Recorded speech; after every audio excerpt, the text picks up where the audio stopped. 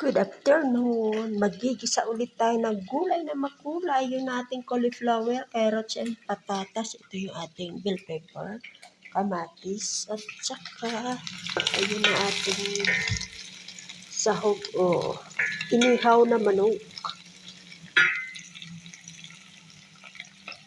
Lagyan na natin yung kamatis.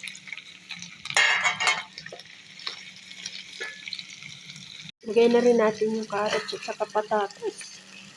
Kalagyan natin ng oyster sauce. Lagyan na rin natin yung cauliflower. Okay na yan, crunchy na cauliflower.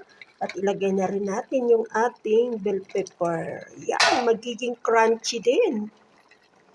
At ayan na nga, luto na ang ating gulay na makulay. Okay, thank you for watching and thank you God sa food. See you next video. Bye! At syempre, meron tayong blend na cucumber. Yun, oh.